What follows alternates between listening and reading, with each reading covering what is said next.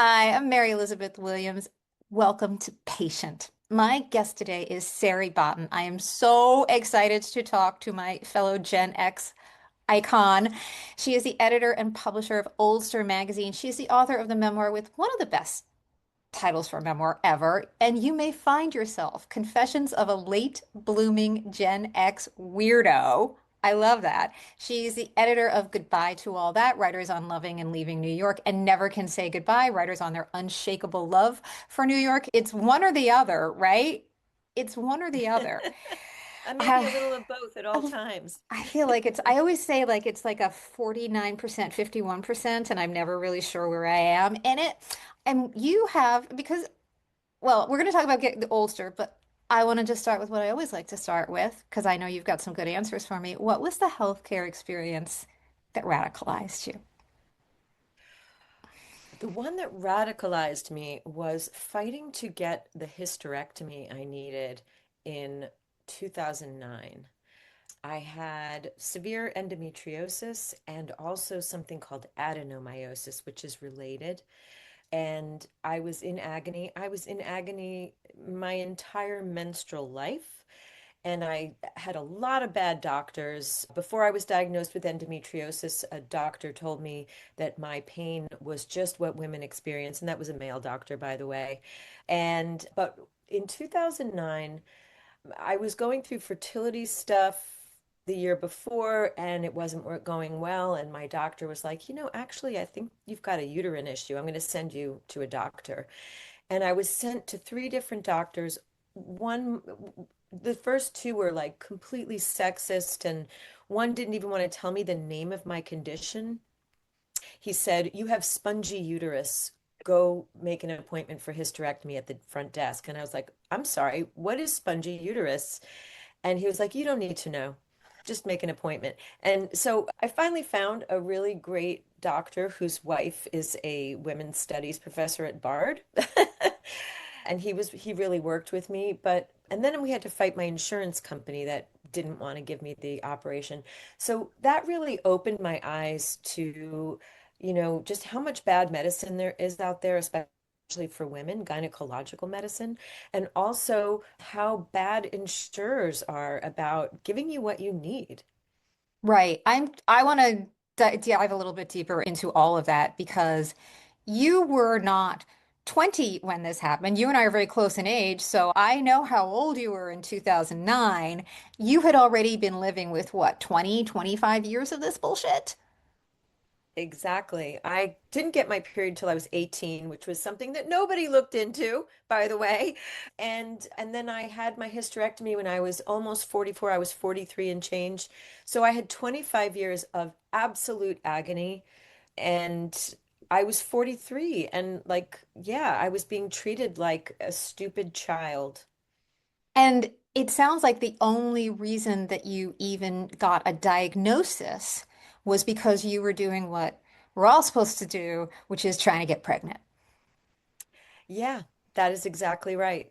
I had gone for a hysterosalpingogram, which is where they shoot dye through your fallopian tubes, and then they have like a radiological piece of equipment above you that reads it.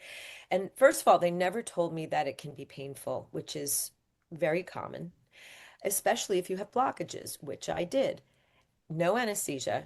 And I was screaming on the table, screaming. And that's when they realized I had a lot going on in there and that pregnancy, fertility wasn't my main issue. It was something wrong with my junk. And then what was the justification from your insurer to try and weasel out of covering the hysterectomy? They said that I needed to first try 6 months on Lupron, which is a hormone blocker that puts you in menopause.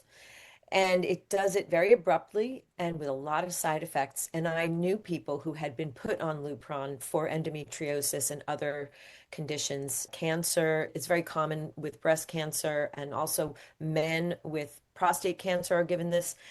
And I knew what a nightmare it was. And I had also in my experience with endometriosis, which I was diagnosed with at 18, I had spent so many years on hormones, mostly progesterone related hormones, and they had given me so many side effects that were so awful. I just cried my eyes out and I went to my doctor and I said, I cannot do 6 months of Lupron. I can't do a day of Lupron. And I'm in really bad shape and have been for a long time. And he went to bat for me and he got them to cover my Da Vinci robotic hysterectomy. At the time, I had really good health insurance because I was teaching at a university.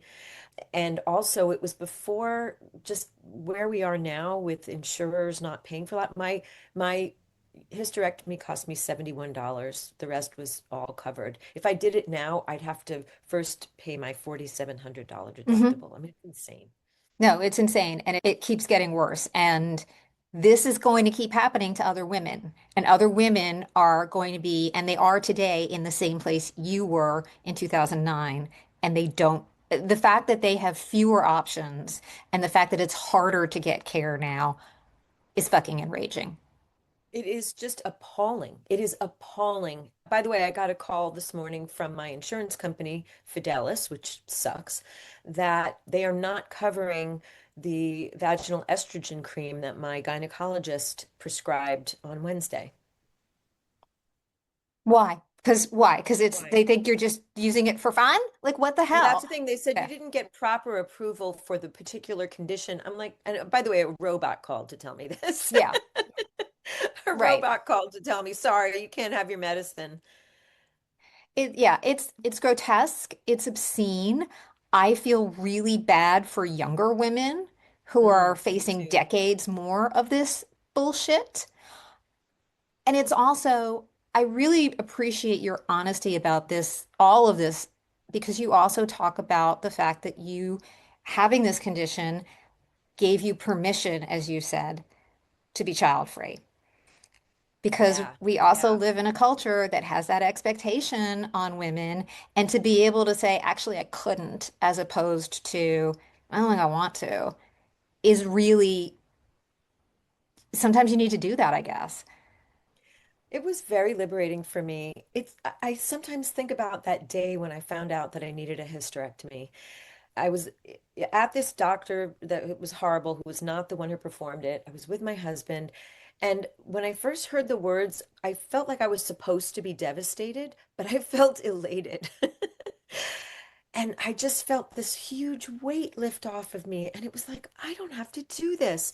Knowing myself as well as I do now as a childless woman I just turned 60. I think, how did I ever even entertain the idea of having children? It just isn't in my DNA.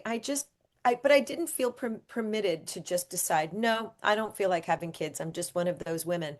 I had to wait for a doctor's note, and I think about like the fertility stuff that my husband and I were doing leading up to that.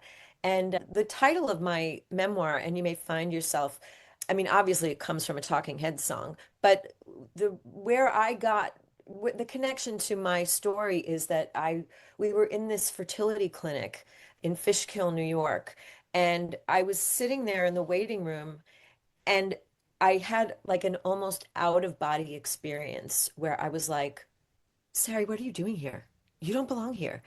And I heard David Byrne in my head going, and you may find yourself in a fertility clinic. And you may ask yourself, what the fuck am I doing here? Like I just, there was a part of me that knew this is such a bad place for me to be. But I went through the motions. It was a very manipulative experience, and I got very confused about what I want and who I am. And then here we are on the other side of it. And it's like, oh, thank God. Thank God I got rid of my uterus. Also because it was a lemon. It needed to come out. You may have gotten it done, but also that idea that, right, if you're a woman, your identity is so inexorably tied up with being a mother. That is the expectation that, and then that's going to be the most important job in the world. It's going to be the most important thing about you. There's like everything else. And listen, for me, yeah, that is the most important thing about me. But that's not the default for all women, nor should it be. And nor should women have to feel bad about that. Nor should women have to feel like, well, I guess I gotta have kids. Like, we need to be interrogating it. And we, especially now, we need to be pushing back because it's like we have these white supremacists who are telling us that we got Completely. to be The making Heritage babies. Foundation. Yeah, the Heritage Foundation, would have liked me to have had children or adopted or whatever I had to do. I'm sure that, they're telling people, telling women that they don't have choices. I mean, and they're literally making it harder for women to have alternative choices. They're going to make, they are already making abortion difficult to access as well as contraception. And I just can't believe where we are. I No, can't believe that we've fallen this far behind where we had gotten to, and where we had gotten to was not even that great. wasn't that great? But the way that fertility is being used to entrap women now is Completely. so clear cut. It's so obvious and it's so enraging. So I love talking to people like you who are just like, actually, like there are other ways to have a life, a fulfilling, good, interesting life. And you were an example of that, even though you had to fight for it, even though you Right. had to It was fight for it, Sarah. So I want to ask you, you had another experience too, where you were misdiagnosed. You were wildly misdiagnosed. So yeah, when in 2021, I got very sick. I've got a lifelong history of upper respiratory infections, throat infections. I got the worst sore throat of my life. I felt like swallowing my own saliva felt like swallowing glass, broken glass. I had a high fever, I had a headache. I was really sick. And it was like a series of mishaps. I went to the doctor. It was, during COVID time. They did not take a COVID test. They did a rapid strep test. It was negative, and the doctor was like, "No, I'm pretty sure it's a strep." And I said, "Oh, well, okay, sure." He gave me antibiotics. I went home and I got worse on the antibiotics. I was vomiting. And then the doctor said, "Oh, I know. I think you have a quinsy, which is an abscess behind your tonsil." He said, "I'm going to send you to an ENT."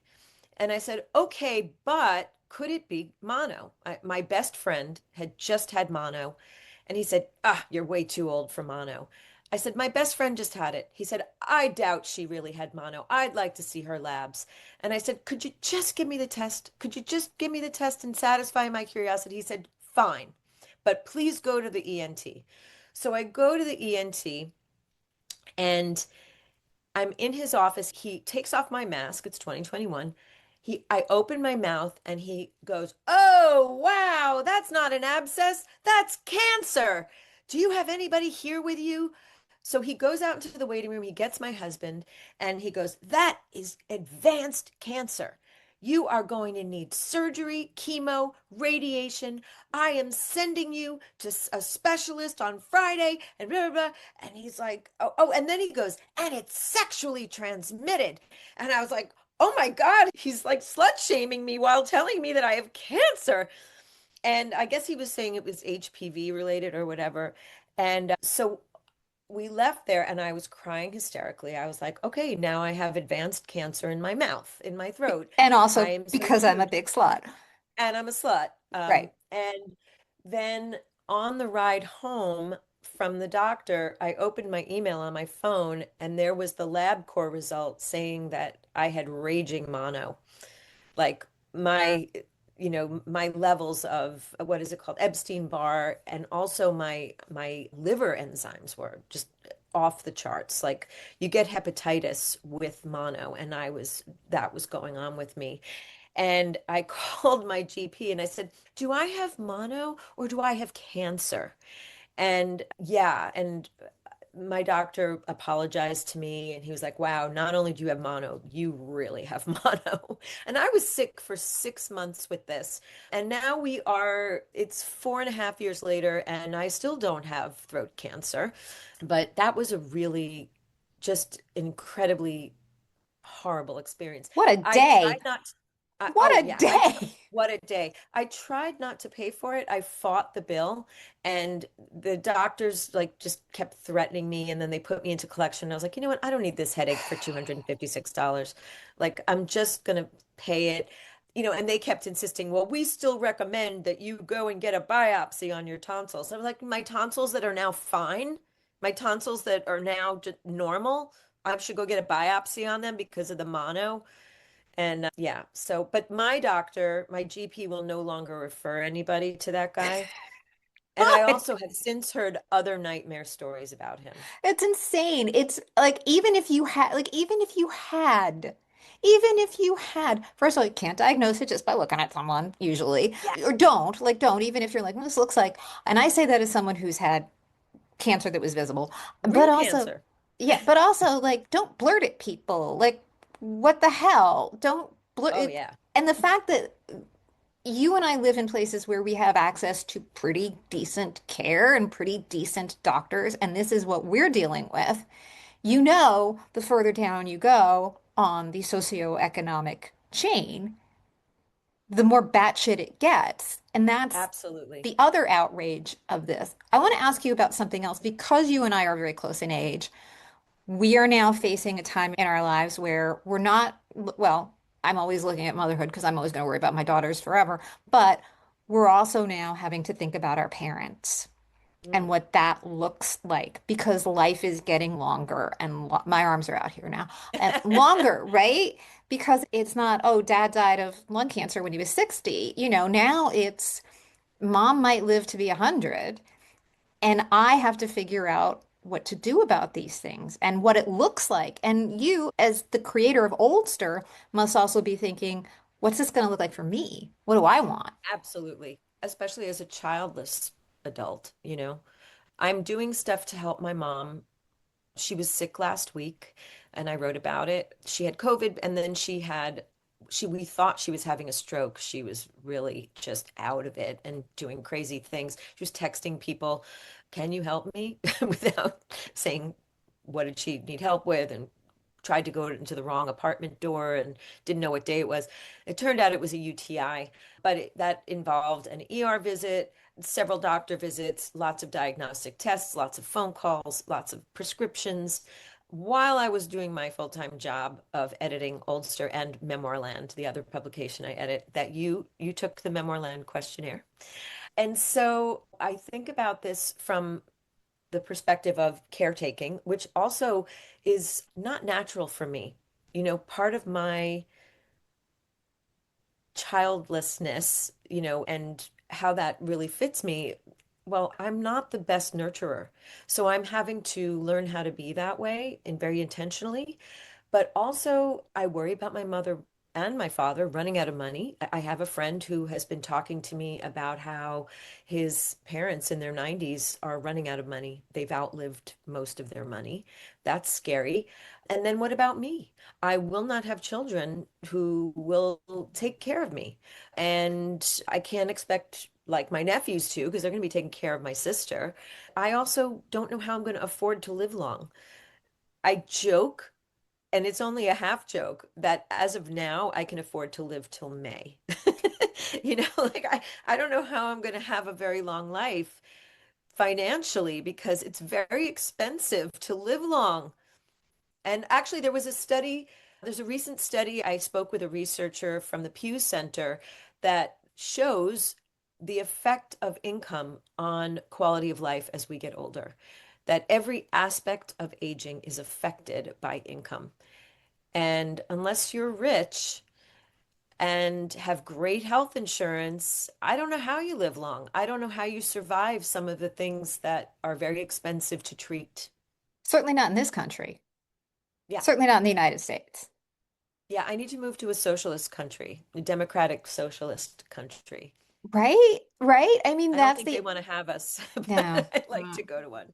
They're not too thrilled. But the idea that we can extend, and it's because I've seen it firsthand where it's understood that, of course, you're going to want to do every possible intervention for your mom, even though her life is miserable and she's really ill, and all we're really buying, and I do mean buying, is more painful time on this mortal Absolutely. coil that we are paying for. And the mere suggestion that something else is a possibility is just taboo. I mean, I'm very glad that there is so much more support in the US now for medical aid in dying, and we are at least coming around on that Yeah. idea that a life that is not dignified, that is not well, that is full of pain, and is really at its natural end stage should we should have interventions. We should be able to have help. You know, my mom has a friend who is in memory care. She has very good health insurance and money. And so when that's the case, they want to keep you going because there's always more money. You know, if you're poor and you're having memory care issues, good luck trying to find a residence or anything that will take you and that you can afford. That isn't like some horrible nursing home, you know? So, but this woman is, she really is, she's lost her mind. Half her body is paralyzed because she had a stroke. She's had 3 instances of breast cancer, and it's like they are doing everything they can to just keep her alive, and it doesn't feel fair. It's like this is a life that keeps trying to terminate. Right? And, you know, and it's heartbreaking. It's heartbreaking. And, you know, you want it's like there's no happy medium. Either they're, you know, making people linger, dwindle because there's more money in that, or they're not giving people the care they need because it costs too much. And there's just, I don't know, we're just not in a good place with any of this. No, and it's the inequity is so transparent. It's so blatant. And the fact that we have the kinds of mortality rates that we have in the US really speaks to our indifference about true care, I think. Let me Yeah. ask you one more thing. So, as you are ap approaching your oldster era yourself, or maybe you feel like you're in it, I don't know. I don't know what any of us are anymore. I still think I'm 25 in a lot of ways. What do you want? What do you want it to look like as you're getting older? It's interesting. So I've technically entered the third act of my life, you know, if you divide it up into 30, 30, 30, you know. Why can't we call ourselves middle-aged forever? That's my question. I do have a post about, you know, what are the parameters of middle age? Because I see people in their 70s on my, you know, in the comments referring to themselves as middle aged. And I'm like, if you live to 144, but, you know, part of me still feels 11 and 15 and you know, I'm all these prior ages. Although when I flash to myself in my mind, I'm 10 and a half, 11. That's like the age where I started questioning all this stuff and where I kind of started to become me. But I also am 60 and, you know, postmenopausal, have terrible arthritis. My vision is declining. I mean, I'm really going through it. And, you know, according to a recent study, I'm on the second cliff. There's two cliffs apparently in terms of how quickly, how rapidly our bodies change. 44 is the first and 60 is the second. And I have a post about that today. I interviewed Emily Gould about her article about the study for New York Magazine. So I am at that cliff. And, you know, what do I want for myself? I mean, I still have huge professional goals, creative goals that I haven't met that I'd like to meet. I really love older women in whom you can still see the little girl. I think of Patti Smith as one of those people. Like, I see this youthfulness that transcends whatever chronological age she might be. You know, I want to be that kind of woman, and I think I have a shot at it. I'm immature enough that I can, you know, keep this too young for my age thing going. But, you know, I'd like to, I don't know. First of all, I'm going to need to work the rest of my life. So I might as well do work I love, which I'm doing right now. I hope that I can still do work I love. I hope that I can achieve some of my creative goals. Yeah, and just keep enjoying my life. I think that's good. I think you're doing it. I think so far from the Yeah. outside, it looks like you're doing it, Sari. Sari, thank you so much for talking to me today. What a pleasure. I've been such a fan for such a long time, and it's Oh, it's likewise. really a privilege to get to actually chat almost in person. We're edging closer to in person, right? Yes, someday. Well, Someday. it's a pleasure to talk to you too. And I am a fan, a longtime fan. So I'm so glad this worked out. Yay, it's a pleasure. Thank you, Sari. It's been great to talk to you.